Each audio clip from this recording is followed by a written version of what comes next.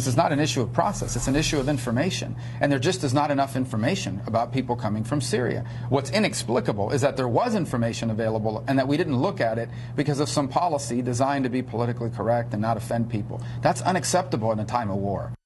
That was GOP presidential candidate Senator Marco Rubio criticizing officials for failing to check social media accounts of the San Bernardino shooters.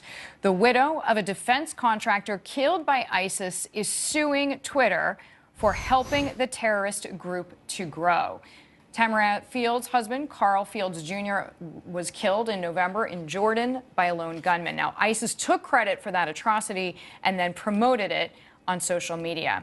Josh Aronson is with me now. He is representing Ms. Fields. So we are glad to have you here, Josh. Thanks for coming in. Thanks for having me. What do you think the chances of your case are? Because I am assuming that all social media platforms come back with the same argument. That is to say, we are the pipes. We do not monitor the contents.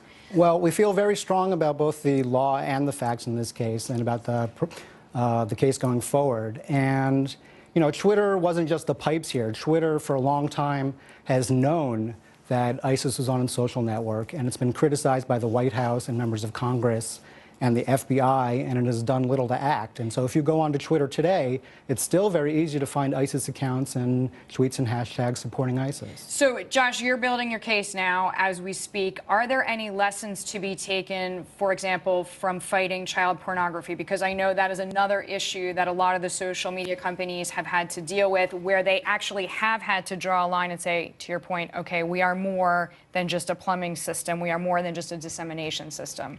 Well, the fight against child pornography online is actually a really good model that I think Twitter should follow in the area of terrorism. Using technology, they've largely been able to get rid of child pornography on websites like Twitter. And according to the experts that we've spoken to, the same technology or similar technology could be used to eradicate ISIS once and for all from Twitter. But for whatever reason, Twitter's declined to use that technology. So, Josh, how concerned are you at this juncture? Twitter stock is in the gutter. The company has really gone through numerous management changes. It seems like it's struggling at this particular moment. Even if you succeed, do you worry about the company's future to even pay Ms. Fields? I'm not really worried about Twitter's finances. We're focused on making Twitter accountable for providing material support to a terrorist organization and trying to get them to implement some changes to get ISIS off of its social network once and for all. Well, if you win, this would be a big landmark case. We wish you luck. Thank you. Thank you, Josh. Josh Aronson joining me there. He is representing the widow of a contractor who was killed in Jordan.